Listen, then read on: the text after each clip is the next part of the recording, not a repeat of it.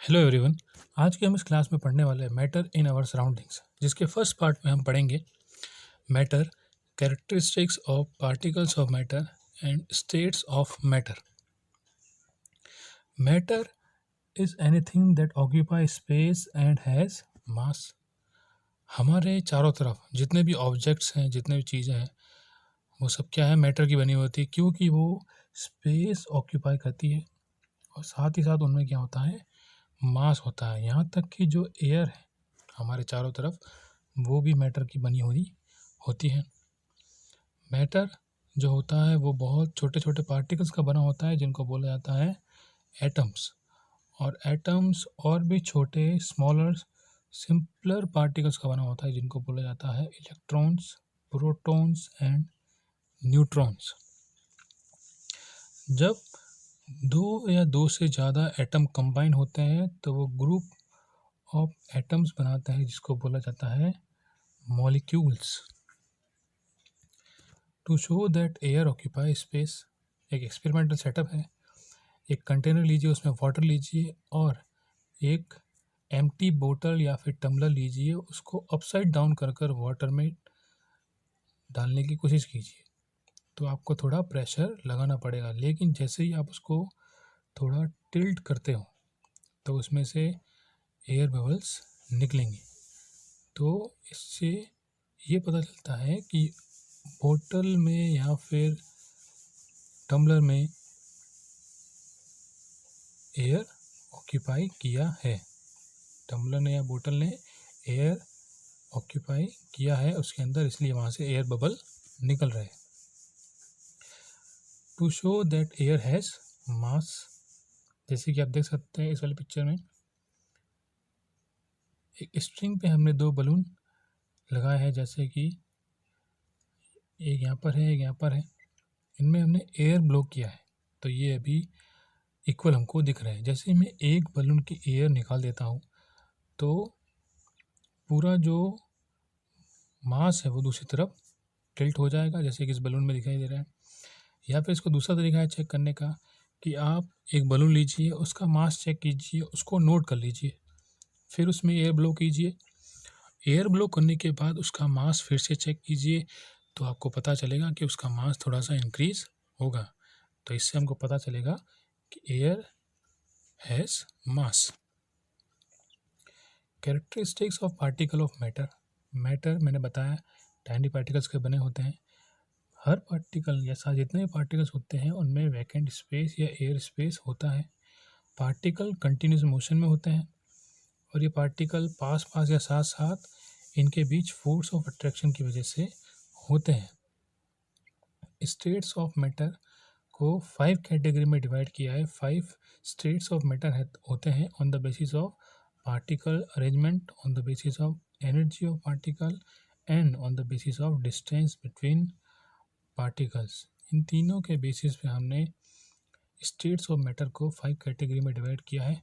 Solid, liquid and gas, तो आपने पहले भी पढ़ा होगा, पहले भी सुना होगा, पहले भी देखा होगा। प्लाज्मा और बोस आइंस्टाइन कंडेंसेट, ये आपके लिए नई चीज़ें हैं। हम इस चैप्टर में सिर्फ इनके बारे में इंट्रोडक्शन पढ़ेंगे, बाकी डिटेल में हम आने वाली क्लासेस में इनके बारे में पढ़ेंगे। सॉलिड जो होते हैं उनमें डेफिनेट शेप और डेफिनेट साइज़ होती है। ये वो स्टेट ऑफ मैटर हैं जिनमें शेप एंड साइज़ क्या होती है, डेफिनेट फिक्स होती है। ये फ्लो नहीं करते और ना ही हम इनको कंप्रेस या स्क्वीज़ कर सकते हैं, जैसे कि एग्जांपल दे रखे हैं। ये मॉलिक्यूलर स्ट्रक्चर आप देख सकते हैं, इनमें एयर स्पेस बिल्कुल ही कम है, क्योंकि ये क्लोजली पैक्ड होते हैं। जो इनके एटम्स या मॉलिक्यूल जो होते हैं वो क्लोजली पैक्ड होते हैं। इस वजह से इनकी फोर्स ऑफ अट्रैक्शन जो होती है वो भी स्ट्रॉन्ग होती है। लिक्विड वो स्टेट ऑफ मैटर है जिनमें मास एंड वॉल्यूम तो डेफिनेट होता है, लेकिन शेप जो होता है वो डेफिनेट नहीं होता। जैसे कि बोतल में देख सकते हैं 1 लीटर वाटर है, तो अभी जो शेप है वो बॉटल का शेप ले रखा है। जैसे ही मैं इस 1 लीटर वाटर को इन ग्लास में डाल दूंगा, इन टम्बलर में डाल दूंगा, तो अब जो शेप होगा वो इन ग्लास के जैसा हो जाएगा, लेकिन वाटर की जो क्वांटिटी है वो 1 लीटर ही रहेगी। ये मॉलिक्यूलर स्ट्रक्चर देख सकते हैं, इसमें एयर स्पेस आपको दिख रहा होगा, वैकेंट स्पेस दिख रहा है।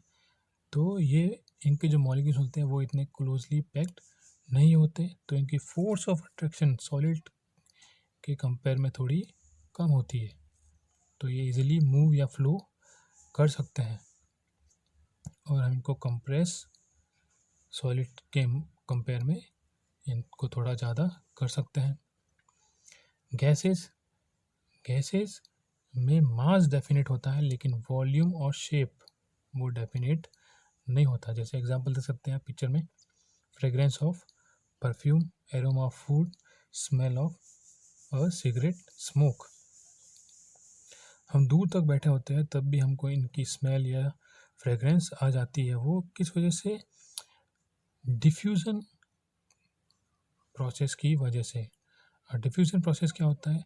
जब ये फ्रेग्रेंस या स्मोक के मॉलिक्यूल्स एयर मॉलिक्यूल्स के साथ इंटरमिंगल्ड मिक्स होते हैं, तो वो एयर के साथ हम तक आते हैं और हमको इनकी स्मेल या फ्रेग्रेंस आ जाता है।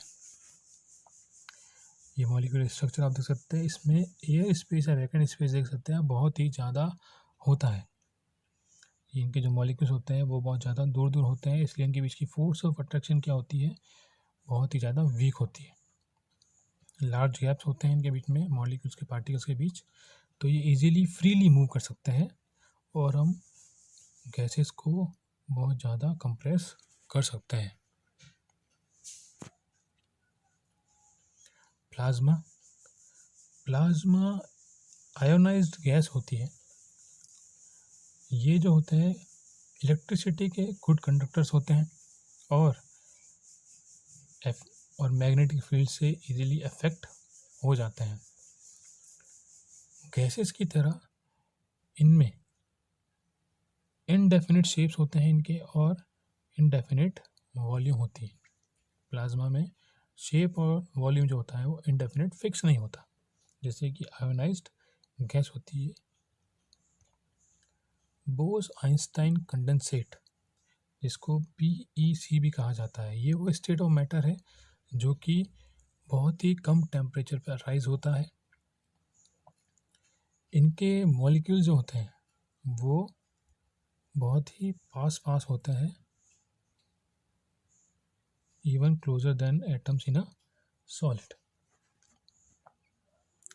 ये जैसा मैंने आपको बताया अभी, ये सॉलिड, लिक्विड और गैस की प्रॉपर्टीज़ दे रखी है, आप ये देख सकते हो और यहाँ से पढ़ भी सकते हैं।